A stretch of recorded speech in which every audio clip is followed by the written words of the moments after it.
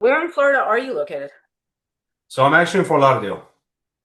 Okay, what's the temperature there today?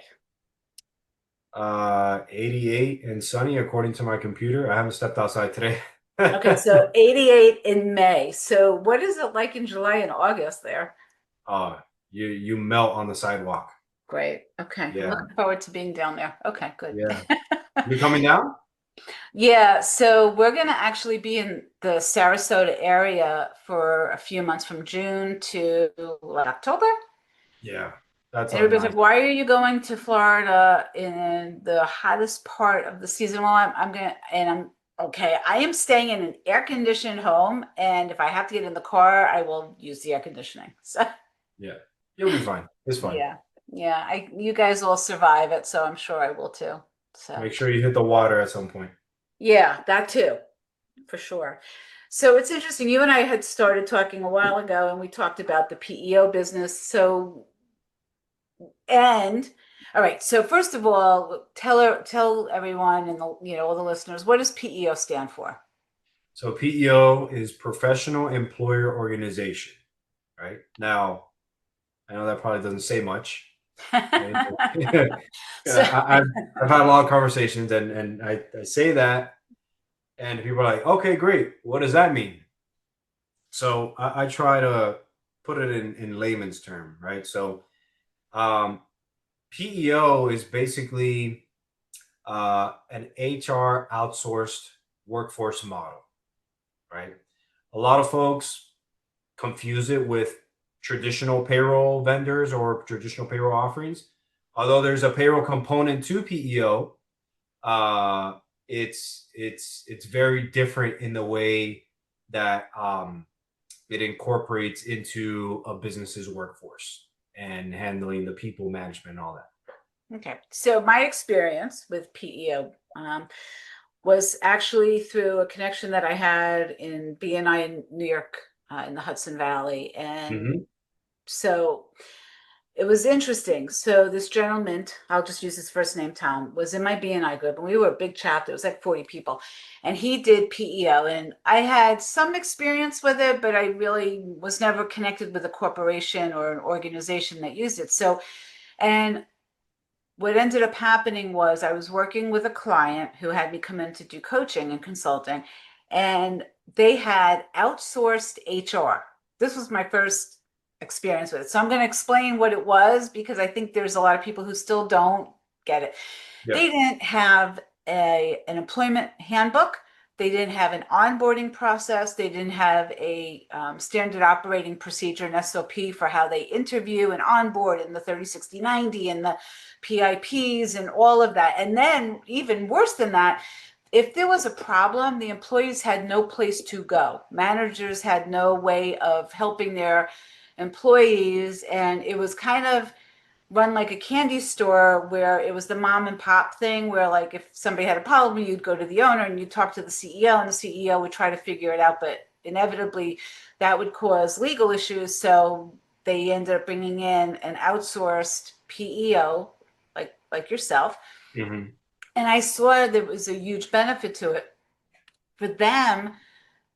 They were a mid-sized company. They had about 50 employees, Okay. and Yep. yeah, and it was less expensive, cost effective, right, for them to do the outsource because they didn't need somebody on site full time, Right. so they didn't need to pay a full salary and all of the costs that go involved with the benefits and all. So for them, it worked out to have somebody come in just literally, I think it was 4 hours a day, 4 days a week. And she was there. And if a manager was having an issue or an employee was having an issue, she had an office and they would just go in and then she would handle it, take it to the upper management and the owner's attention. And then she would make recommendations based on her experience with litigation, employee law, and employer law. Right. So, okay, so how deep do you get into with your clients, and so how do they find you? Yeah. Yeah. Great question. So typically most clients find us either through word of mouth, right? We're down here in South Florida. Florida is what I would call the mecca for PEOs, right? So it's 4 states that really have a lot of PEO activity, right? So it's Florida, Texas is another one, California, and New York, That's right? interesting. So why is that?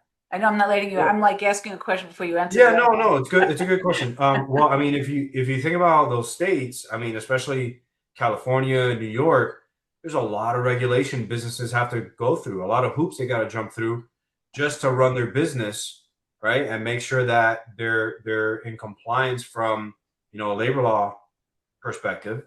They have a couple options on how they can manage that. One is in house, that example you gave, right?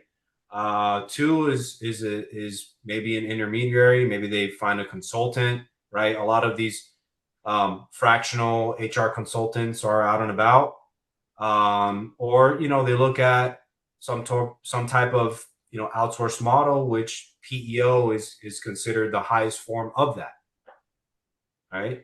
Um, so it really depends on the business. We'll be the first one to say that PEO is not a right fit for every single business out there.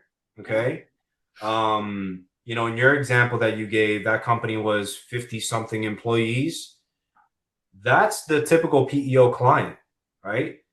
I want to say probably like somewhere around 90%, uh, PEO clients are between 20 to 100 employees, right? Because when you think about that size of group, um, they're too small to act like a small. I'm sorry, they're too big to act like a small mom and pop shop, Yeah. but they're not large enough to justify sometimes justify the expense of bringing in a full blown HR staff, right? Legal compliance, right? Sometimes it's cost prohibitive for them. So they're looking for something that's a middle ground that can help them with that. And, the CFO can focus on doing the work to grow the business. Yeah, it's interesting. So I know that a lot of corporations look at their different departments, and if it's not a revenue generating department, they try to keep it as lean as possible. And I think HR is unfortunately that's considered right a non-producing. See, I would challenge that. Yeah, I would good. challenge I'm that. good because I think a lot of people. Okay, good. So go ahead. Yeah, Go ahead. I, Lay it I would on. challenge that because look, if I'm the CEO of a 30, 40 employee company, I'm always thinking about, okay, how can I get to the next level, right? How can I, gain more customers? How can I generate more demand, right? Especially if you have a customer facing business, right? You're interacting with customers every day. Um, you got to think of, hey, how can I really wow my customers that they're going to tell other people that they're going to refer back to my business, and it starts with the customer experience and who touches your customers first, right? Or who interacts with your customers Mhm. first? Your employees, right? As a CFO, I'm sorry, as a CEO, a business owner, or even the CFO, like you're not there every single day, boots on the ground. You have employees for that, right? Okay. So how can I, you know, make my employees or find the right employees that's going to be a rock star that they're going to wow my customers, and that in turn is going to complement my business. It's going to Got it. increase my revenue, right? That's the Okay. thought path that I'm thinking.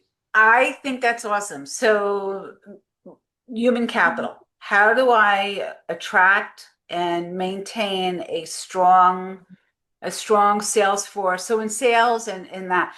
So if you're thinking about it that way, okay, so yes, we need HR certainly to make the hiring process more effective, right? And execute. I guess some companies use like a disc profile, or they do Myers-Briggs or a PI. They have their version of what they use for onboarding. So do you get involved with that part of it for your Yeah. clients? Yeah. So we take a big picture approach for all of our clients. We look at, hey, what's your current setup look like today, right? if I'm going to be hired as your employee today, what does that process look like? Is it a handshake and some paperwork and you're off to the races? Or is there a formalized process where before I begin working day one, I've got everything lined up, all my information is already loaded into a system, and I'm ready to produce for your company on day one? Okay. That's where I would kind of, look at from the onset. So thinking back now, how many years have you been doing this? Probably over 15 years now. Okay, so you have some experience. A little bit. A little bit. So over the course of the 15 years, what has been the biggest challenge where a client called you and said, I really need help with this? And then how did you solve that challenge? Yeah. Well, there's been a couple scenarios. One that comes to mind is, we had a client that was introduced to us by another center of influence, and this client happened to be, about 110 employees at the time. Construction business. This business, they worked with a company that was called Hotwire. I'm not sure if they're still around or not, but they were a contractor for Hotwire, and they were laying these fiber optic cables, for high speed internet in communities and all that stuff. They were in multiple states, so they were in Florida, Texas, California, I think North Carolina as well, and surprisingly enough, there was only one person that was kind of the quote unquote HR for the company Ouch. for 110 people. Yeah, it Okay. doesn't sound like a good ratio. No, it doesn't sound like a good ratio at all. And you probably think like, wow, how does that happen? It's more common than you think, Hmm. right? We see it more often than not. And this person not only wore the HR hat, they also wore the operations hat, right? That's a lot So on one person's plate. that's definitely a lot on one person's plate. And this person didn't really have any formalized HR education, right? Hmm. They took a couple of legal courses in They took a couple legal courses in university, from what I remember they told me, and they just kind of said, "Hey, you're crowned HR operations, go for it." So that client didn't know what he didn't know. So when we first got introduced to them, it was a very eye-opening experience, right, to say the least. Hmm. We took a look at not just how they're onboarding their employees, but what are they doing to keep those employees? What are they doing to make sure they stay out of any compliance issues, especially when they were in multiple states, right? Yeah. So all those things just kind of raised a red flag in my head as to, hey, like, one possible option for you is a PEO setup, because PEOs are built to handle this type of situation, right? Multi-state compliance, being able to offer the right benefits to attract and retain the right employees, and helping with the HR aspect, right? This one particular client, we helped source the correct PEO for them, and that PEO has helped manage their turnover by formalizing some processes that they didn't have before, being able to keep the supervisor site managers that have been there for a very long time, keeping them happy because they manage the on-site employees on a given project. So all of that just raised red flags for me. I'm like, listen, we should look at this, and here's why. And we built a business case, current state versus, hey, this is what this would look like. Set up the whole conversation. We looked at different options, not just one, and then we helped them settle with the right option for them. So thank you for sharing all that. What was the I'm thinking about this. So I'm in a company like that. I'm that client.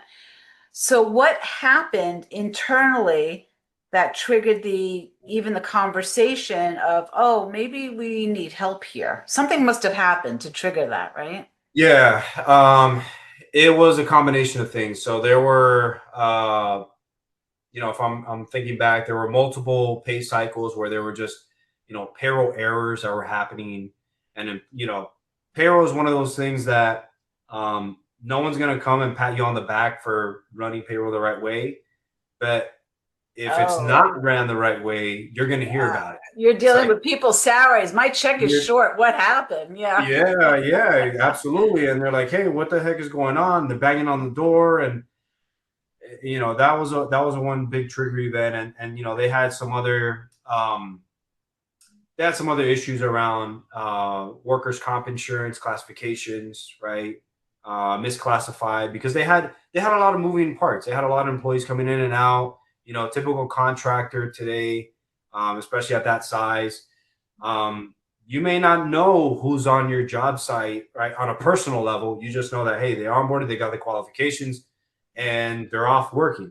So you got to make sure that you know you know who's on what job site, who's doing what, and that was just part of it.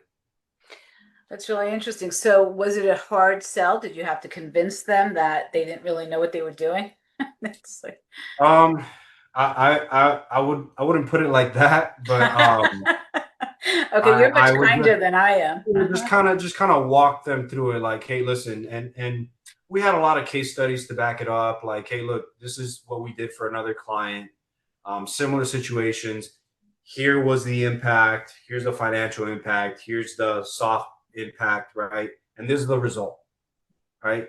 I think you guys are in a similar spot, and I'll tell you why, because of this, and this, right? Let's get you over that hump. Yeah, And it just started to build the case, build the case, build the case, and it made a lot of sense for them. that's They're good. still with that current setup now, and it's been 3 years. That's great. So, just out of curiosity, what happened to the guy who was the operations and the HR guy? He's still there. Good for him. He's still there. Good. Hopefully now with a lot more help than what he had before. Yeah, well, that's great that they actually were open to the conversation. I know so many organizations, and usually I see it, well, I guess it happens in other areas, but I usually see this in the sales arena where it's called the Peter principle. You put somebody in a position because they have a particular skill set that makes them successful where they are, and you're like, oh, well, he could do that. He could probably do this too. And that's the Peter principle, right? You set somebody up unintentionally for failure because you don't give them the tools they need to be successful in this new role because it's a different skill set. So the fact that they actually outsourced and were open to, okay, we know that there's something here that needs to be taken care of, right? And Yeah. they're still with you for 3 years. That's great. Good for Yeah, you. absolutely. I mean, a lot of clients, especially nowadays, they're looking for cost effectiveness, they're looking for efficiency. You know, um, you know, depends, right? PEO is not always the most cost effective solution, right? It So might when take. when would it not be? Um, well, when say the current. I'll give you an example. Say like the current benefit setup, right? So a lot of companies look at PEOs for uh, employee benefits, Mhm. right? Maybe that company is going through a hard renewal with the benefits, and some companies think that PEO may be their lifesaver, right? Not always the case because PEOs, similar to traditional insurance carriers, still have to underwrite the risk. You know, so that's one example. Okay. So when you're thinking about an ideal situation where a company really needs you or an ideal client for you, what does that look like? Uh, Growing company, U.S. based growing company, that's looking to scale, understands the importance of, um, offering the right benefits to the employees as they scale to bring in the right people to increase revenue while they're customers. Um, clients that, you know, don't necessarily want to expand into different states, but don't necessarily have the resources or the time to manage the compliance side of things, which kind of comes with the territory anyways. That's something they need to account for. Um, that's and customers and clients that need help in the HR arena, right? They have something similar to what you mentioned. They don't have anything formalized. It's kind of, flying by the seat of their pants, right? That sort of thing. Got it. It's so interesting. So 15, so what was the reason that you even, like, I don't know that many PEO companies. So what was the reason for you getting involved with this? Yeah, so it's funny. I didn't wake up one day and say I'm doing PEO. That's not It didn't happen. no. It kind of My journey kind of led me here. So fresh out of college, I started working for ADP, right? ADP is the Payroll. biggest, Yeah. yeah, payroll company in the country. And they also had a PEO division, right? Mm. So there's different products, right? Some, the average Joe would think, hey, payroll's payroll, but no, there's different products and different service levels. Um, Standard payroll is kind of like your entry level, and then PEO is like, I would say, your Cadillac, right, or your Mercedes Benz product for that type of industry. I got my start there. Was there for a few years, probably 7 years at ADP. Did well.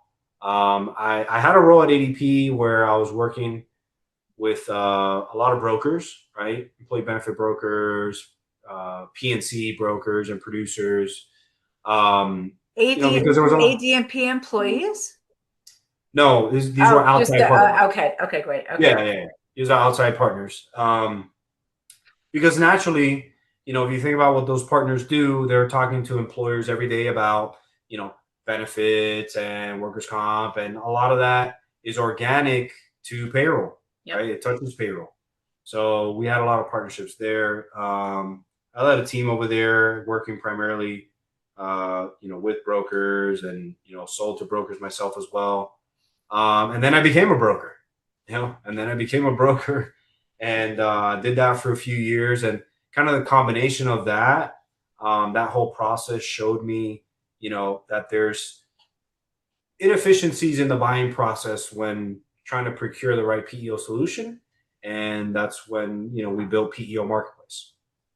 Good for you. So what's been your biggest challenge?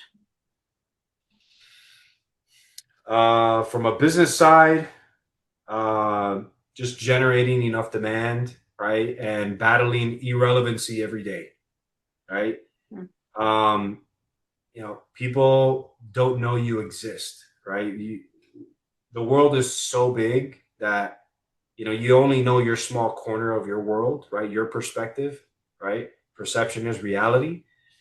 And sometimes I have to remind myself, like, hey, I'm just a speck on the radar.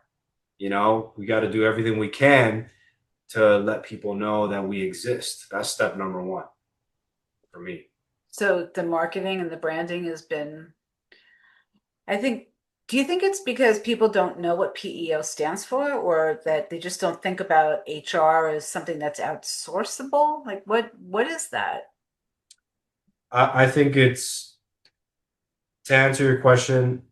Um, I still think that there's a lot of the market, and when I say the market, just like the general small to mid-sized business market, that don't know what PEO is truly. And then secondly, I think that businesses, um, especially within the range that you mentioned, 50 employees, 20 to 100, there comes a point where they start to feel the need for HR help, right? In some, it arises in different forms and shapes, um, but they don't necessarily know what the name of that solution is, right? Because sometimes it's PEO, sometimes it's not. But they know what they need, they just don't know what it's called. I think that's one of the challenges. So when does a company know that they should be looking for outsourced HR? What are the pain points that they're feeling? Um, a lot of people walking out the door at their company. Mm-hmm. They've got a lot of turnover and attrition. Um, they they're having issues around just staying in compliance, right? Um, we do a lot of blue collar companies. We see a lot of them come to us when there's OSHA violations, right? Already happened. Some of them are repeat offenders, and we try to tell them, like, listen, you know, you need to change this, or you need to find a partner that will help you correct this, okay? Or it costs your business, or worse, you know. Those are some of the most immediate examples that come to mind. Yeah. So what kind of marketing or what kind of connections do you have that have been fruitful for you? I've been able to really build out a strong connection with the broker community just because I've been a broker myself.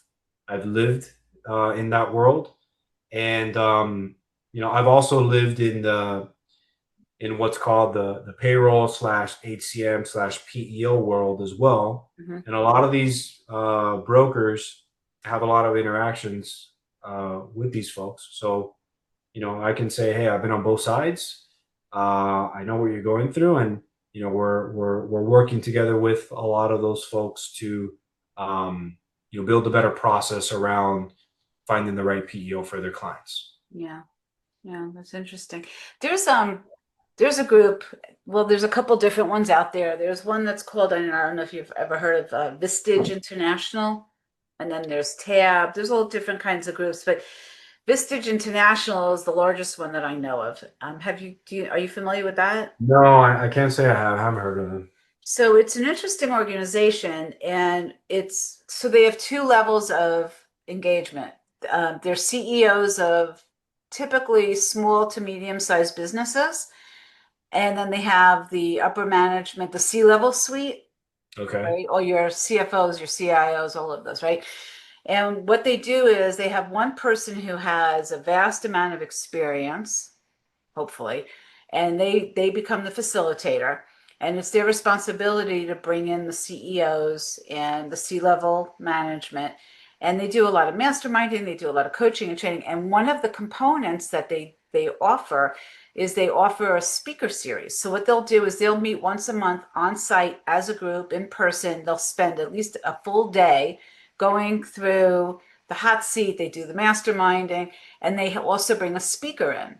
And the speaker typically will be somebody like yourself who is talking to your target audience, and you're teaching them about what the benefit and the value is, and then you're sharing something that they could take away and implement during that meeting. Interesting. And it's a great way. I mean, I launched my business that way. You have to qualify to be a speaker. You have to do, back in the day when I did this, you had to qualify, you had to do two free engagements, and the people running that all evaluated you, and as long as you got over a certain score, you were able to qualify as a visited speaker. And then there was a few other things you had to take care of on the back end.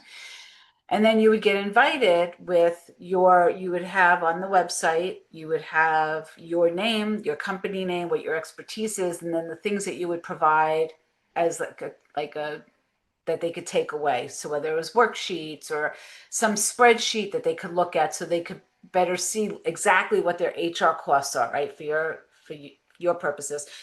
And then you would get invited, and then a lot of those people hired those consultants to come in and actually engage with their company.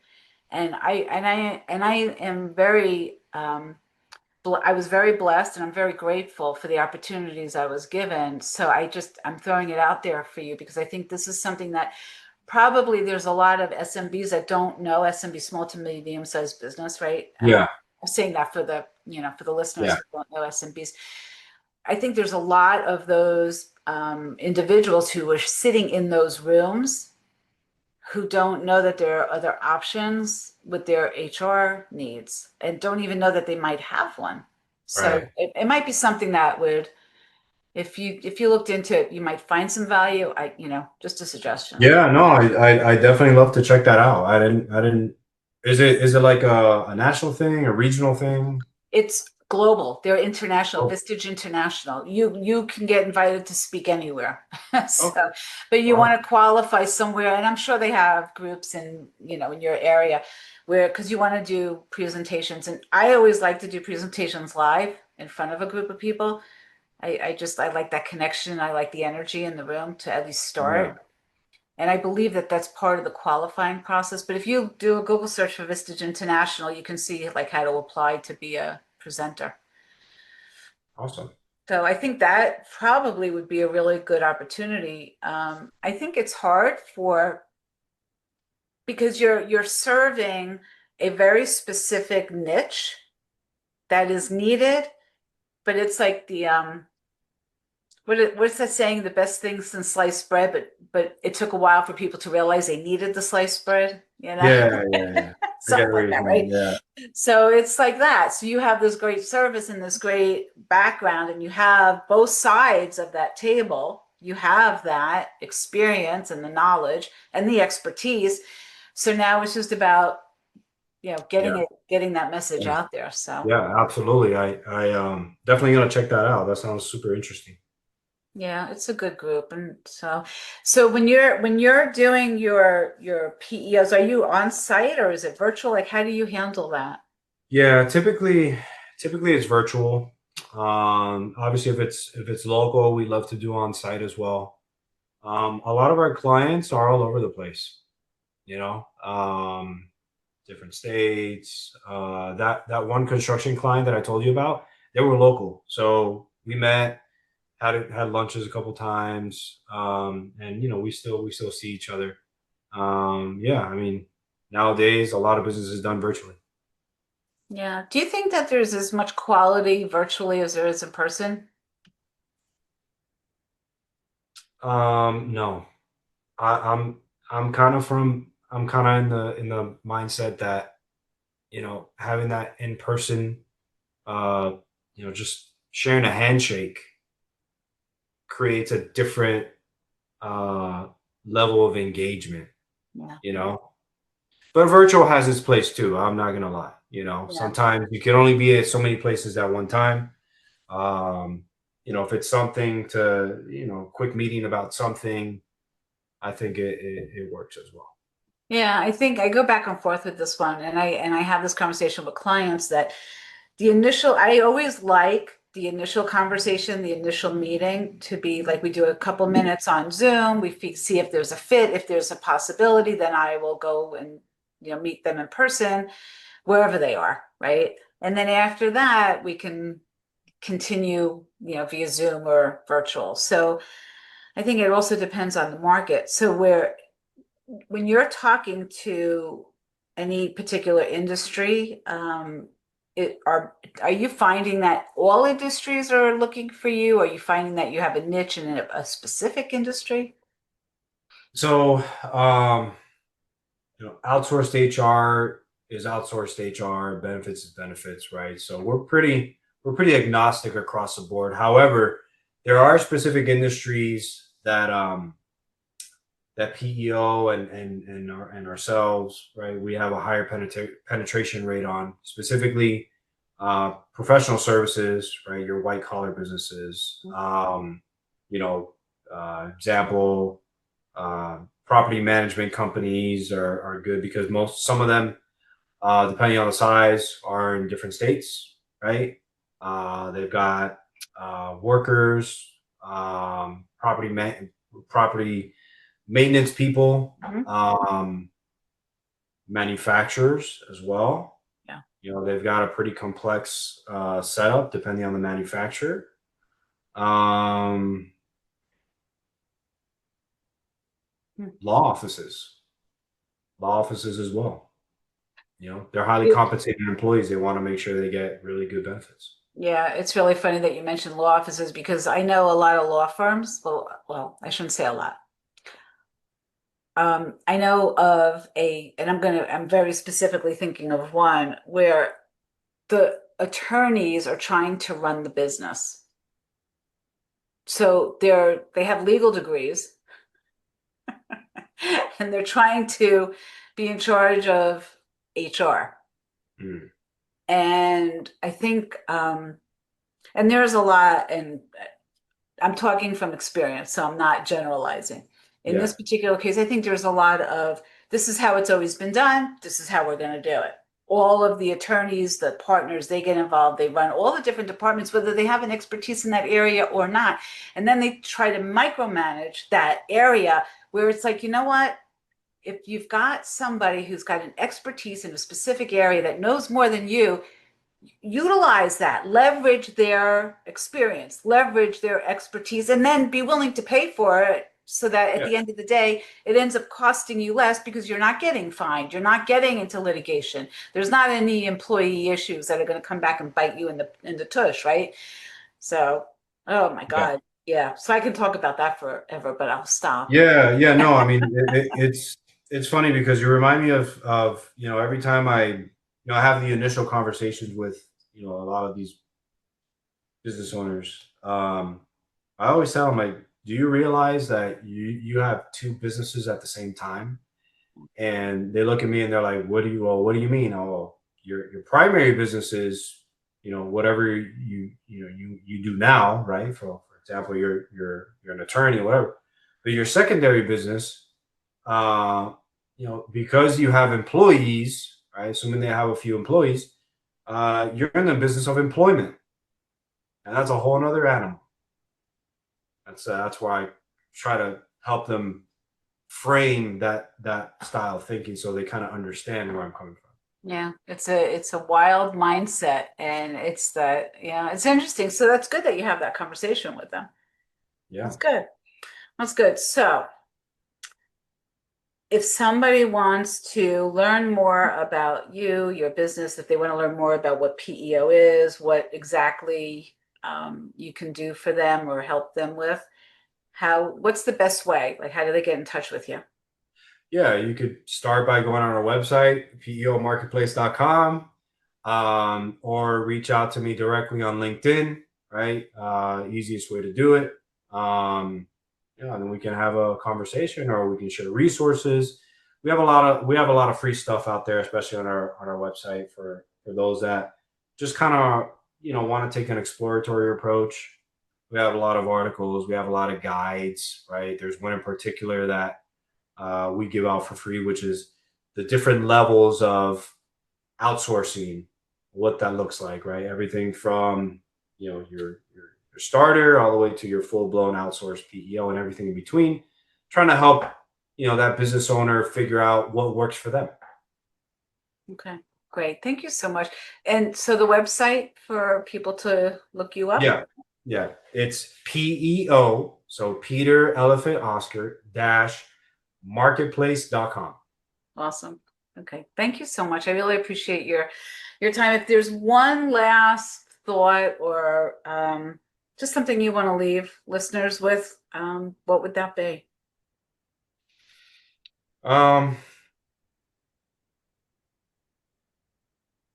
would probably say that striving for success without hard work is like trying to harvest when you haven't planted.